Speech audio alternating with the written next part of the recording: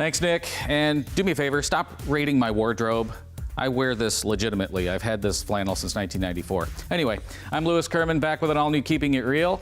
And last year, I did scary movies for our Halloween special, but rather than repeat myself, I thought, why not do scary performances? Now, these aren't all going to come from horror films, but the actors who took these roles certainly committed themselves in more ways than one.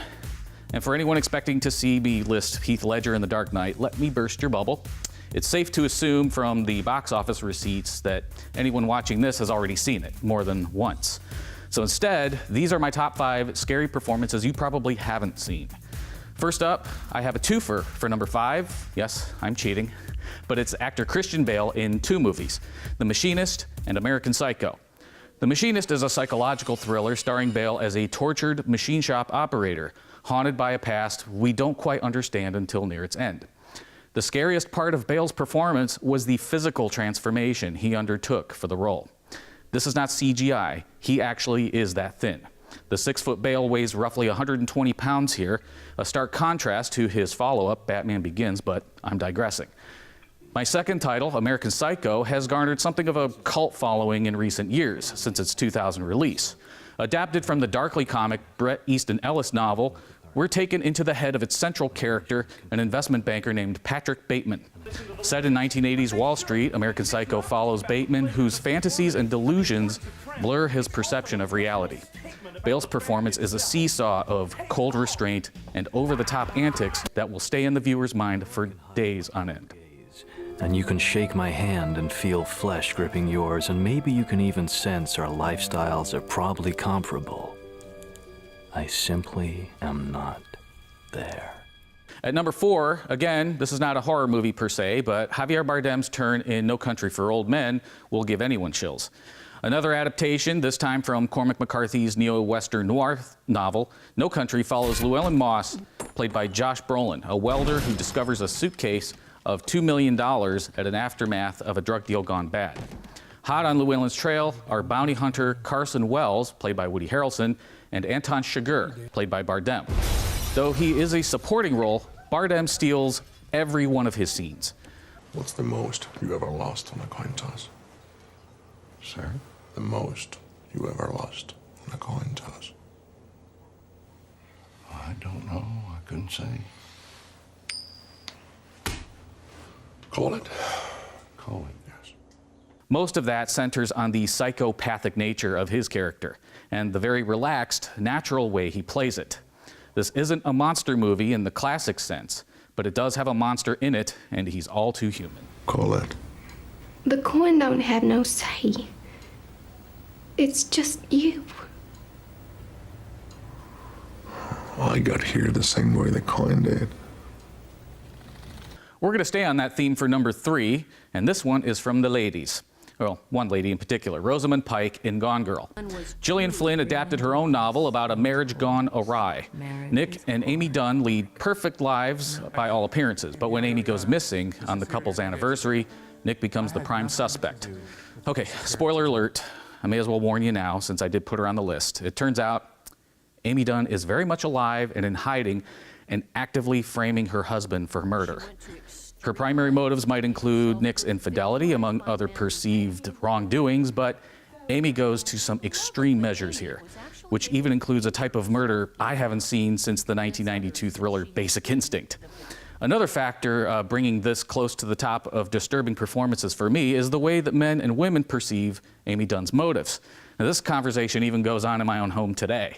How justified was she, if at all? Well, gender politics aside, it is a masterclass of acting from Rosamund Pike, who received an Oscar nomination.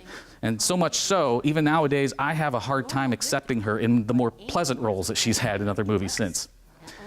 But we're going to stick with the theme of failed marriages for number 2. And you may be asking, in that case, who can be more disturbing than watching Pike in Gone Girl? Well, how about Isabelle Adjani in the film Possession? Okay, that answer prompted more questions, but let me fill you in. Possession is a 1981 German-French co-production, a psychological horror drama, if there's such a genre. It was co-written and directed by the late Polish filmmaker Andrzej Zojowski. And though the movie itself doesn't get much attention these days, it generated enough controversy when it was released that it was banned in the UK until 1999. The story follows a disintegrating marriage between international spy Mark, played by Sam Neill, and his wife Anna, played by Adjani, who announces upon his return from a recent mission that she wants a divorce for reasons unknown. We learn that they have a son whose school teacher bears a striking resemblance to Anna, and yes, that is also Adjani wearing green contact lenses. The film has been hard to categorize since, for monster movie fans, there's even a creature that appears to have crawled out of an H.P. Lovecraft story and find its way into the plot in a rather disturbing way.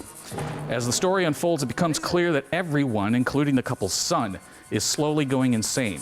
But the standout is Adjani, winning Best Actress awards at Cannes Film Festival and the Césars, which is the French version of the Oscars. Adjani has gone on record saying it took years for her to recover from playing Anna and said that she would never play a part like this again. The film is hard to find in the States, but if you get a chance to see it, you'll understand why.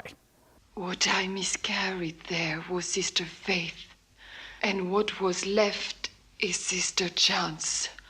Now, the top of my list for scary performances, number one shouldn't come as a surprise to anybody who knows my tastes, because this one was a no-brainer for me. Gena Rowlands in A Woman Under the Influence. Considered by many the best work of director John Cassavetes, the story centers on a working-class family in Los Angeles, the Longhettis, headed by Mabel, played by Rowlands, and her construction worker husband Nick, played by the legendary Peter Falk. Wacko! I like your friends. I know it! Mabel's odd tics and gestures in front of friends and family make Nick concerned enough that he considers having the mother of his children committed. Complicating matters is Nick's mother, played by the director's own mother, Catherine Cassavetes. Over the years, Rowlands has stated that there wasn't as much difficulty playing this part as some may think, but you wouldn't know that by watching it. And for me, the standout sequence is Mabel realizing her husband and their family doctor are plotting to take her away from her children. Relax and come back to me! Nick! Get out of here! Kaya! You're not going with me. Take a lady place. And you're gonna let him take me.